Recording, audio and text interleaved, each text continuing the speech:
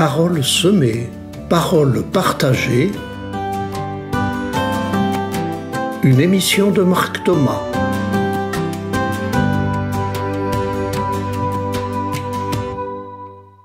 Bonjour chers amis auditrices et auditeurs. En ce temps pascal, j'intitule cette émission « Ressuscité au quotidien ». Les chrétiens croient en la résurrection, c'est-à-dire Jésus est ressuscité 3 jours après sa mort. Il est apparu à des femmes et à ses disciples.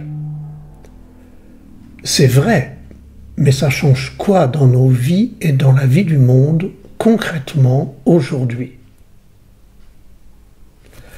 À la suite de Jésus, nous ressusciterons, nous vivrons au ciel après notre mort, et à la fin du monde, nous ressusciterons tous.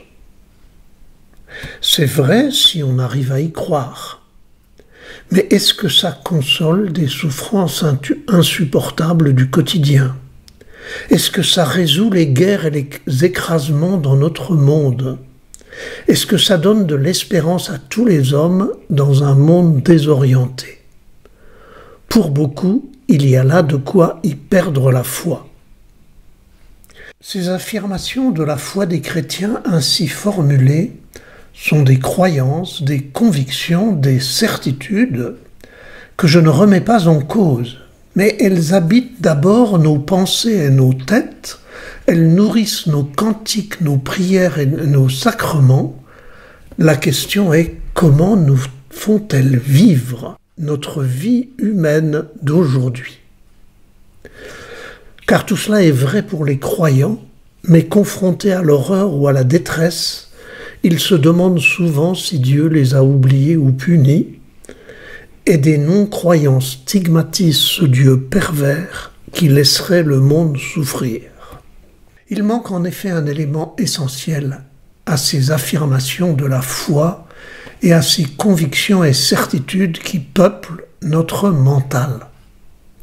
Cet élément essentiel est de faire l'expérience de la résurrection, non pas demain, non pas au ciel plus tard, non pas à la fin du monde, mais ici et maintenant, dans notre expérience humaine, au cœur de notre monde bouleversé et déchiré tel qu'il est.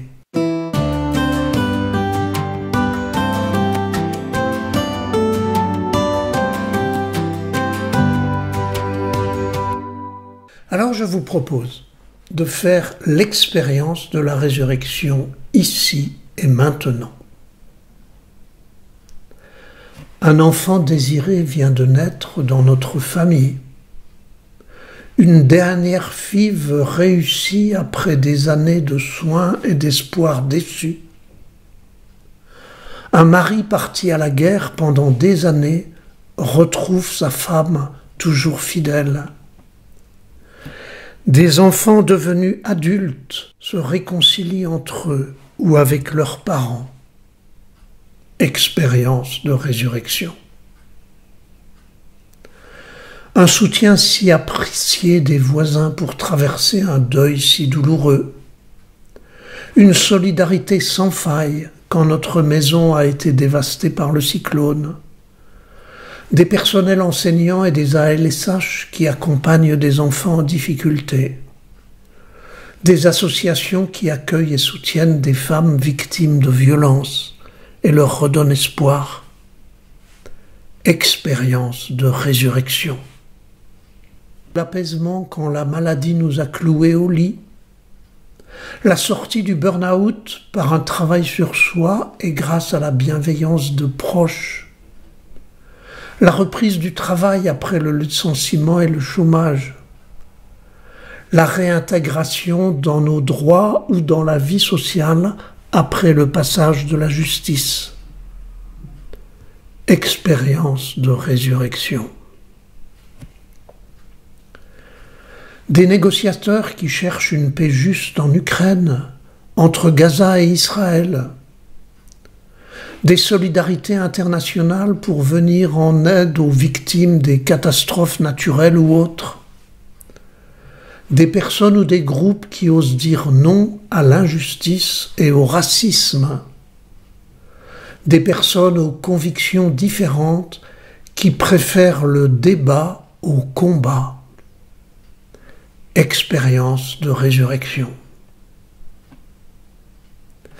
Des chercheurs qui continuent à explorer et à découvrir les potentialités du monde. Des artisans qui inventent et créent des conditions de vie plus confortables. Des artistes qui expriment le précieux de l'humain quand les mots sont trop courts. Des penseurs et des écrivains qui prennent du recul pour comprendre et nous aider à comprendre. Expérience de résurrection.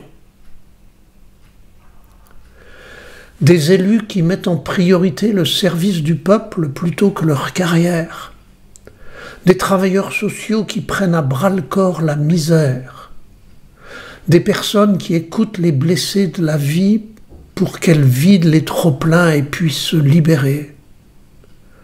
Des animateurs de loisirs qui permettent des instants de détente et de bonheur. Expérience de résurrection. L'émerveillement devant les jardins qui refleurissent au printemps, des enfants qui plantent des arbres pour respecter et favoriser la nature, des adolescents et des adultes qui nettoient nos détritus sur les plages et dans les forêts, des agriculteurs qui acceptent de perdre en rentabilité pour respecter l'environnement. Expérience de résurrection. Je m'arrête là, mais nous pourrions ensemble continuer la liste et vous pouvez chacun y ajouter vos propres exemples et vos propres expériences de résurrection où vous vous êtes senti revivre.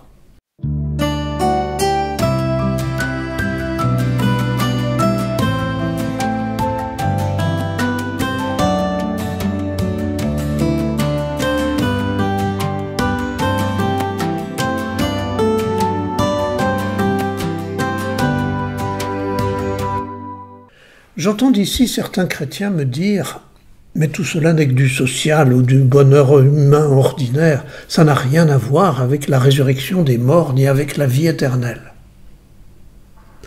Alors j'invite ceux-là à regarder la vie de Jésus, sa naissance dans la nuit de Bethléem, la solidarité des pauvres bergers, la reconnaissance des mages chercheurs qui cherchaient à comprendre les astres, les 30 ans de Jésus de vie ordinaire et silencieuse, avec seulement sa crise d'adolescence quand il fugue avec ses parents à 12 ans. 30 ans à ne rien faire, c'est vraiment du temps perdu, si tout cela n'a pas de sens dans la manière dont Dieu sauve et ressuscite. La manière dont Jésus rencontre les petits, les pauvres, les pécheurs. Alors relisez l'Évangile, je n'en donne que quelques exemples. À l'aveugle, que veux-tu que je fasse pour toi? Au paralytique, lève-toi, prends ton grabat et rentre chez toi. À Zachée, aujourd'hui je veux demeurer dans ta maison. Et vous pouvez continuer. À celles et ceux qui disent que tous les exemples que j'ai donnés n'ont rien à voir avec la résurrection de Jésus et la résurrection des morts à la fin du monde, à toutes celles et à tous ceux-là, je pose la question, alors pour vous, à quoi sert l'incarnation de Jésus au cœur du monde? Pourquoi Jésus a-t-il dit « Qui m'a vu a vu le Père » alors qu'ils ont vu un bébé né dans une mangeoire car il n'y avait pas d'autre place pour lui, un homme vivre 30 ans dans le silence, comme je le disais à l'instant, un homme qui parle pour rejoindre les petits et les pauvres et dénoncer les faux pouvoirs des religieux et des puissants de l'époque, un homme qui finit par être abandonné et renié et à mourir sur une croix comme un bandit. Qui a vu tout cela a vu le Père. Enfin, je vous renvoie aux béatitudes dans l'évangile de Matthieu, au chapitre 5, verset 3-12. Écoutez bien quelles sont les personnes que Jésus désigne bienheureux. Il ne parle pas d'attitude ni de pratique religieuse, mais de posture humaine simple et vraie des hommes et des femmes dans leur vie quotidienne. Écoutez. Heureux les pauvres de cœur, car le royaume des cieux est à eux. Heureux ceux qui pleurent, car ils seront consolés. Heureux les doux, car ils recevront la terre en héritage. Heureux ceux qui ont faim et soif de la justice, car ils seront rassasiés. Heureux les miséricordieux, car ils obtiendront miséricorde. Heureux les cœurs purs, car ils verront Dieu. Heureux les artisans de paix, car ils seront appelés fils de Dieu. Heureux ceux qui sont persécutés pour la justice, car le royaume des cieux est à eux. Heureux êtes-vous si l'on vous insulte, si l'on vous persécute, si l'on dit faussement toutes sortes de mal contre vous à cause de moi. Réjouissez-vous, soyez dans l'allégresse, car votre récompense est grande dans les cieux. C'étaient les béatitudes. Oui, ces hommes et ces femmes aux postures humaines simples et vraies dans leur vie quotidienne, ce sont elles et eux les bienheureux, les béatis, les béatifiés, les saints. Ce sont elles et eux les ressuscités.